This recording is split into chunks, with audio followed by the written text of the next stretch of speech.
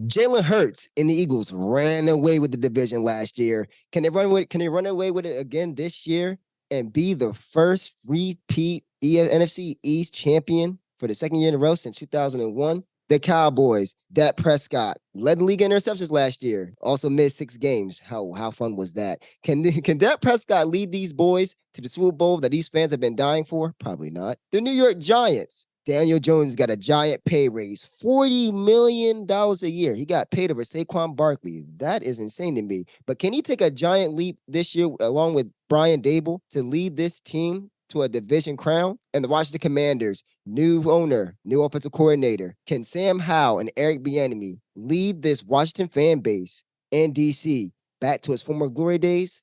Let's find out on Shred the Spread podcast. On Shred the Spread podcast. All right, here we go.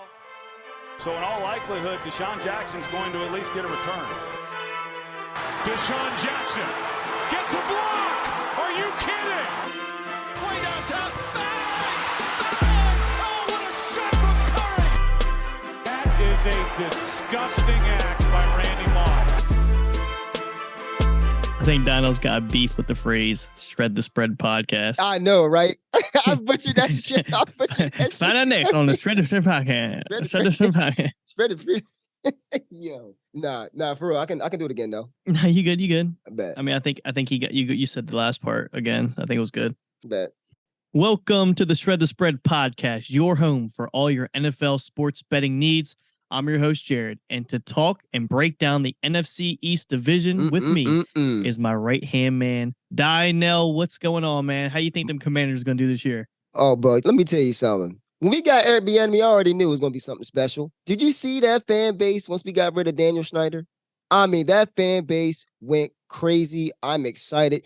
This Commanders team, you know what? I'm going to wait. I'm going to take a step back, and I'm going to wait to the explanation. I'm going to let you go ahead. I'm going to let y'all find out once we get into the nitty-gritty of the Commanders here. Go ahead. For those of you who don't know, I'm an Eagles fan. Dynell is a Cowboys or a Cowboy. Yeah. Go ahead and say some bullshit like that again. Dynell is a Commanders fan, and our awesome producer is also an Eagles fan. So we got him 2-1. So this is our division.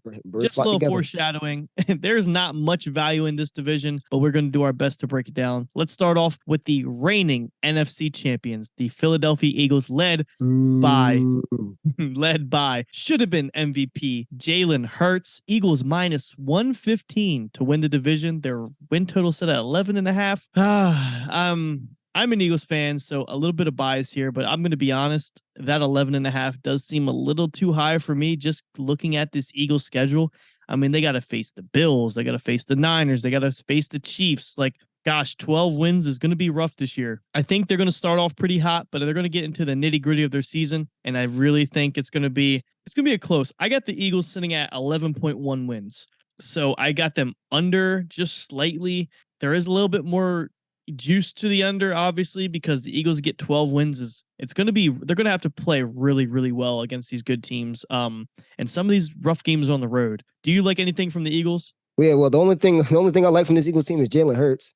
That's about the only thing I like from this Eagles team, to be honest with you. But to be honest with you, I mean, what do we expect? I mean, we kind of expect the Philadelphia Eagles to kind of take over this division again. I mean, everything is similar. I mean, Jalen Hurts, like you said, probably should have been MVP. Like you said, 11.5 is too steep, especially with a competitive division all throughout. Like I said, the NFC East was a very, very heavily competitive division. Like you said, the schedule is going to be definitely difficult. The Eagles also have a new defensive coordinator, I believe, Sean Desai, right? And you guys got a new offensive coordinator as well. Yeah. Am I right about that? Brian Johnson, right? Mm-hmm. Yeah. So you're talking about now, like I said, yeah, there might be a little bit of a change. You know, and that can always slow processes down a little bit more. They also slows down development a little bit. You guys did lose, I mean, Javon Hargrave, TJ Edwards, Epps, Miles Sanders, but you guys did replace them with, Nolan Smith, Jalen Carter, Tremaine Edmonds, DeAndre Swift. Like, you guys definitely reloaded.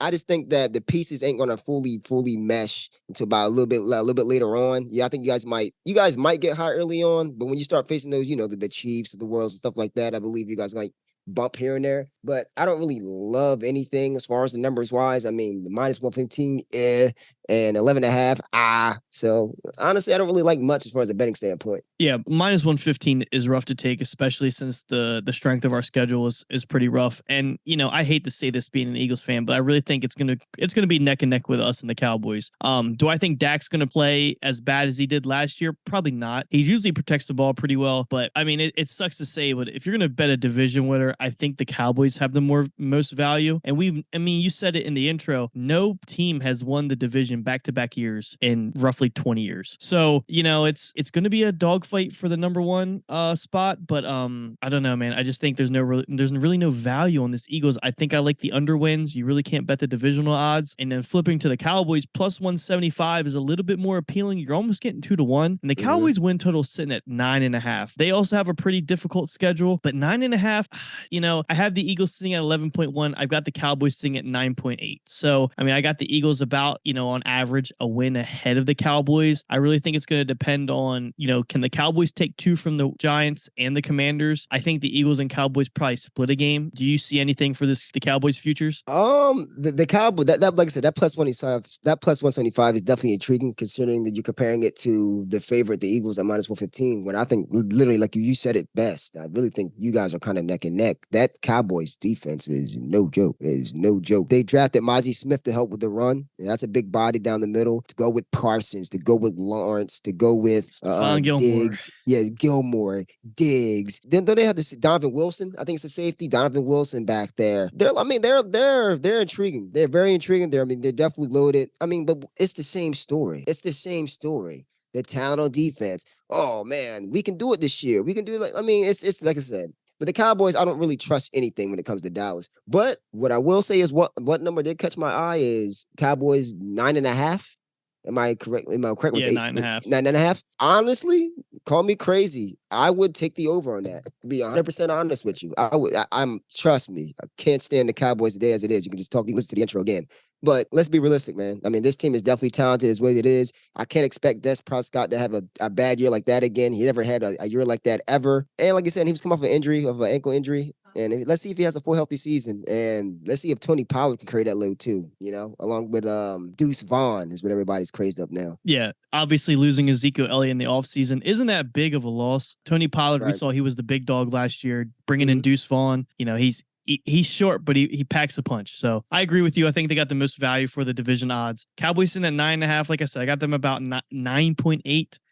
So I got the Eagles just a win ahead of them. So it's definitely going to be a dogfight for this number one spot. So I think if you're betting a divisional winner, the odds, you're going to probably go with the Cowboys just for the value. Definitely not a large bet because I do think the Eagles take this. I have them a win over, but +175, definitely a way better number than -115 for, a teams are going to be neck and neck. Now we move on to the Giants, +700, just, wrapped up Daniel Jones, bringing back Saquon on a 1-year deal. I think there's going to be a little bit of tension there, but dude, this team is just lacking wide receiver depth. Obviously, this team is running through a wall for Brian Daboll. They kind of play with a lot of passion. They play with a lot of heart. They played a little bit over their heads last year. I think they're definitely going to regress towards the mean. 7.5 wins is about where I have them. I think them and the Commanders are going to be, probably splitting a series. I kind of think the Giants take one from the Cowboys at home. +700, I'm not really interested in. I think it's that steep for a reason. What do you have on the Giants? For the Giants, yeah, I'm definitely not putting that +700. Honestly, if you want to put like a shot, like a good investment, if you want to just go ahead and throw a little bit on there for the Giants, it's not a bad pick. Like I said, guys, no one's repeated the division. No one has been a repeat division winner since 2001. And the last team to do it was the Eagles, 2001, 2004, back in the Andy Reid era. So, hey, like I said, if you're going off of history and you want to throw in a number on there, yeah, go ahead and put it on there. Personally, me, I wouldn't. You said this is too many holes. Once again, this is another team that was terrible on run defense. They did sign A'Shawn Robinson along with Bobby Akikri, the linebacker, to kind of shore that up a little bit. But that's not enough to kind of address it fully. You're right. As far as wide receiver depth, they have sucked with receiver depth. Now they did go out and get Paris Campbell, Jamison Crowder. I'm biased about Jamison Crowder because he's a former Washington, and Darren Waller. Definitely a better selection of weapons along with Saquon Barkley to go with that to put you over the top. You're relying a lot on Paris Campbell and Jamison Crowder. I mean, and then I know they drafted Jalen Hyatt as well, so they can throw that in there. But you don't know who your lead dog's going to be. You know, there's a lot of questions going on. We don't even know if Daniel Jones can really take that next step and put the Giants in that position. So now I agree. I 100% agree with you. Honestly, I believe this NFC East division is going to be very competitive again, just like it was last year. I can definitely see the Giants going over 7.5. I will say that. I definitely can see the Giants over 7.5. Yeah, I don't think there's going to be. I really don't think that. I know the Giants and Commanders have pretty long odds for this division, but I don't see this being a top heavy division. I see a lot of these. I think the Eagles are at like 11, 10. I think the Cowboys are at 9, 10. Commanders at 8. I mean, Giants at 8, Commanders maybe at 7. This is going to be neck and neck. It's really going to depend on can the Commanders and the Giants split the series versus the Eagles and the Cowboys? Exactly. And can they, like I said, and they made the playoffs last year. And don't get me wrong, they made the playoffs last year and definitely handed it to the Minnesota Vikings. They definitely went into their stadium and took their heart. So, like I said, this team definitely got the grit. They got the coach for it. And I think that coach really fits the esque and that aura of that team. And like I said, let's see if they can do it. Let's see if they can go back to back since the first time since 2005, 2008 when they went on that Super Bowl run. Yeah, so that takes us to the Commanders at 13-1 for the division. Their win total is sitting at 6.5. This team is kind of in an interesting spot. You can definitely feel, the mojo around the team has changed. New ownership. You have Josh Harris coming in there, and we know Josh Harris does not care about the money. He wants to win. He likes competitive teams. He's a guy from DC, and as much as it hurts being a Sixers fan, his heart is in DC. He's got he's got a place in DC. Football is where the money's at, so he's definitely going to be heavily time invested into this Commanders team. And I mean, truthfully, they have a lot of pieces on defense. The ultimate reason why their odds are so long is because of Sam Howell. They don't have that quarterback that's going to match up in the division that, in the NFC East where it's really ran by quarterbacks. The Commanders do have a really good defense. You have Chase Young on the last year of his deal. Isn't Montez Sweat on the last year of his deal? Yes. Montez Sweat is on the last year of his deal as well, yes. Yeah. And they didn't pick up Chase options, and they didn't pick Chase Young's option. Yeah, so you have ends there just basically playing for the contract. They want to show their worth. And, I mean, we know this defense is strong. So it's the question mark is all on Sam Howell. Do you believe in him enough to bet this over 6.5 win total? Oh, most certainly. Most certainly. You're giving me a 6.5 over under win total when the biggest question is the quarterback. Now, and I get it. Like I said, we don't know what Sam Howell can do. We don't. That's an unknown. All right. But you're telling me the supporting cast around him. I mean, honestly, if you want to go, it's probably one of the most slept on support cast in the league. Along with look at that defense. I'm just going along for you. That D line, Sweat, Payne, Allen, Young, by far probably one of the most talented D lines out there. Payne and Allen have been a force to be reckoned with in the middle for the past few years now. They both got their big contracts. They're ready. And then to back it off, you got Cam Curl back there. You got Kendall Fuller, a veteran out in the corner. Linebackers are kind of light, Cole Holcomb kind of hold that down, and he left this past year. But Cody Burton was a decent pickup, only considering the fact that they're kind of the same style. Get tackles, be around the ball, kind of like Blake Martinez was back when he played for the Giants. I'm telling you, this is a dark horse team, guys. I'm not saying it because I'm biased either, because I really want to express to you guys the situation that Sam Howell is in is a beautiful, beautiful situation. It's a beautiful situation. Now, if he sinks or if he floats or sinks, yet to know. But I will put one thing though: 6.5 wins for a supporting cast, along with Terry McLaurin, Jahan Dodson, Curtis Samuel, Brian Robinson, and Antonio Gibson, along with Eric Bieniemy, who's going to reinvent this offense. We've already seen glimpses of in the preseason. This is probably my best play, but it's also probably one of my riskiest plays, only considering the fact that Sam Howell's the unknown. But you best believe I have faith in this team. This fan base is back. It's back rocking. Home games are going to be an actual advantage again. And I'm telling you, y'all in for a quite surprise when it comes to these Commanders team. Mark my words. Yeah, I will say the odds are a little fishy. The Giants being at plus 700 and the Commanders dropping all the way down to 1,300. Crazy. And I think these teams are about to win apart, at worst case scenario. So, I definitely think this division is going to be extremely competitive. I think the consensus is the Eagles and Cowboys are fighting for the one, but easily I could see the Cowboys, Giants, Commanders, if the Eagles take this division, I can see number 2 being a toss-up too. It's really going to come down to, is Sam Howell going to compete? Are the Giants going to, take another step forward? And are the Cowboys going to, perform to the talent on their roster? So I think Donnell and I both have the Eagles winning this division, but there just really isn't any value at -115. We like the under on the Eagles wins, over on the Cowboys. And I agree with you. I like the over on the Commanders. I think 7 wins in a 17-game season is, it just doesn't make sense.